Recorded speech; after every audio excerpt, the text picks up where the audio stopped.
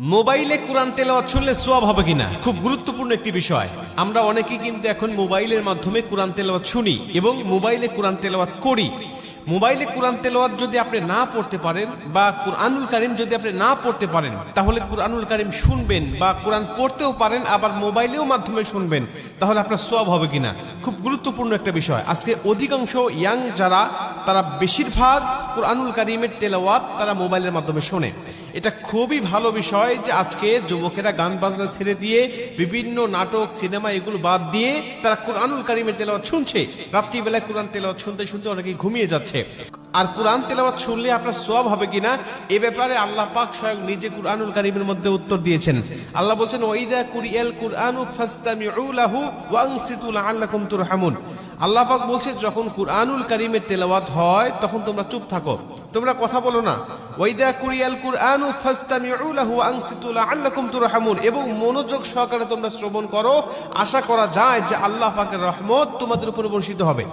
আল্লাহর কোরআন আপনি শুনবেন মোবাইলের মাধ্যমে হোক, আর কারো কণ্ঠে হোক, আর সামনাসামনি হোক, আপনি যখনই কুরআনুল কারীমের তেলাওয়াত শুনতেছেন তখনই আল্লাহ আপনার উপরে রহমতের বারিধারা বর্ষণ করছেন।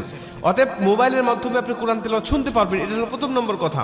দ্বিতীয় নম্বর কথা, আপনি যদি কুরআনুল কারীমের তেলাওয়াত শুনতে শুনতে ঘুমিয়ে যান, বা কুরআনুল কারীমের তেলাওয়াত শুনতে শুনতে আপনি যানবাহন করছেন, চলাচল করছেন, বা কুরআনুল কারীমের তেলাওয়াত আপনি বসে বসে শুনতেছেন, এমন অবস্থায় যদি আপনার মৃত্যু হয়ে যায়, নবীজি বলছেন, আল মাউতু আলা আমালিন সালেহ, যে ব্যক্তি ভালো কাজ করারত অবস্থায় দুনিয়া থেকে বিদায় নিয়ে চলে যায়, আল্লাহ পাক তাকে জান্নাতি মরণ দেয়, জান্নাতি মৃত্যু দেয়।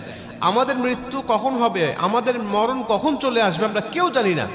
আল্লাহ যদি আমাদের ভালো কাজ করার অবস্থায় মৃত্যু দেয়, অর্থাৎ কুরআনুল কারীমের তেলাওয়াত শোনা অবস্থায় আপনার মৃত্যু হয়ে গেছে, অথবা কুরআনুল কারীমের তেলাওয়াত শুনে আপনি ঘুমিয়ে গিয়েছেন, ওই ঘুমের ঘরে আপনার মৃত্যু হয়ে গেছে, নবীজি সাল্লাল্লাহু আলাইহি ওয়াসাল্লাম বলছেন যে আল্লাহ পাক তাকে জান্নাতি মরণ দিবে।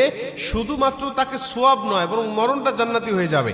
আর কোনো ব্যক্তি যদি জান্নাতি মরণ পেয়ে যায়, তার কবরে, হাসরে, মিজানে, ফুলচিরাতে কোথাও তার কোনো বাধা নাই, কোথাও তার কোনো টেনশন নাই, সরাসরি আল্লাহর 10টি পৃথিবীর সমান একটি করে জান্নাত তার জন্য অপেক্ষমান।